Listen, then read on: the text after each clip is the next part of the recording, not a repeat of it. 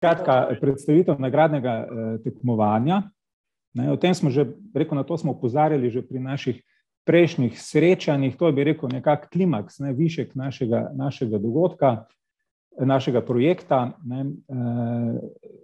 Začeli bi z tem procesom tekmovanja v jeseni.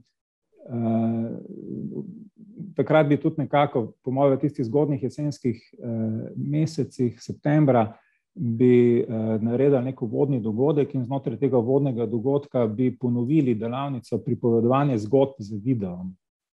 Zato, ker gre za tekmovanje video. Bi najprej dali nek input, neko znanje, kako se teh videov lotiti. Teme bi bile pripovedovanje zgodb, storytelling po angleško.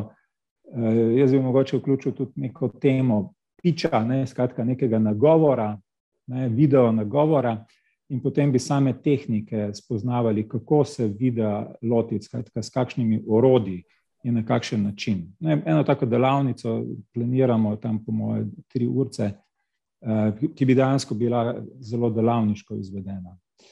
Potem bi pač dali nek čas vsem tistim, ki bi sodelovali v tem tekmovanju, pri težni meri dijaki in morda kakšni študenti, bi jim dali čas za ustvarjanje videov. Jaz mislim, da smo imeli namen tam nekje v oktobru štartati se to zadevo, datumi bodo malenkost kasneje na naslednjem slajdu, za enem naslednjih slajdov, in potem planiramo zaključni dogodek, ki bi bil, v Zoom okolju in bi nekako predstavili, kaj smo ustvarili. In bi tudi potem, tukaj bi potem tudi nekako povedali, kdo so zmagovalci, bi pa ta zaključni dogodek organizirali v marcu, aprilu skupaj z italijanskimi srednjimi šolami. In potem zaključni dogodek bi pač potekal z najboljšimi ekipami v Ljubljani, v trampolin centru VUP v živo. Skratka, in to bi bil pravzaprav edini dogodek, ki bi potekal v živo v aprilu 2023. Jaz mislim, da v maju se potem ta naš projekt Erasmus Plus projekt tudi zaključuje. Zdaj, glede pravil, tako smo si nekako zamislili, da video lahko nastane v soavtorstvu, s tem, da ne več kot 3 soavtorjev, ne več kot 3 tekmovalcev. In vsaka ekipa lahko sodeluje samo z enim videom. To smo na nek način omejili. Vendar število ekip z posamezne šole ni omejeno, ker imamo tudi znotraj projekta, že sodelujemo z nekaterimi šolami, ki so res velike, in tukaj ni pravzaprav nobenih omejitev.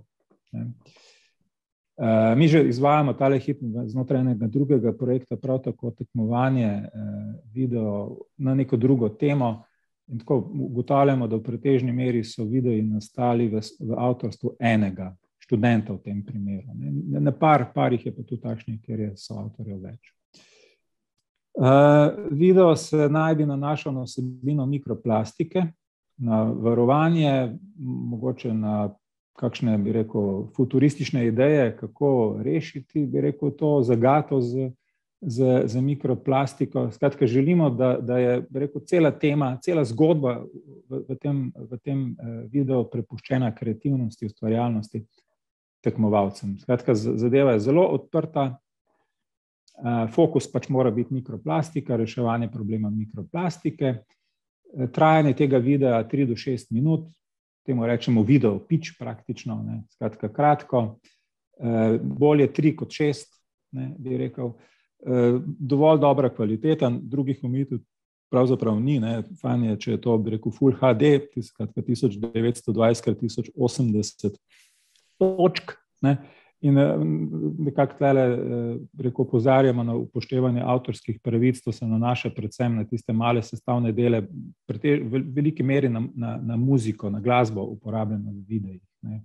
Tukaj se bi rekel, ker bi videa potem nekako naložili na YouTube preverja, bi rekel, kršenje avtorskih pravic, predvsem glasbenih delčkov videa. Samo ocenjevanje, nekako smo si zamislili, da bi 80% ocene tvorila, ocena strokovne komisije, 20% ocene bi pa nekako tvorilo število všečkov, lajkov na kanalu YouTube.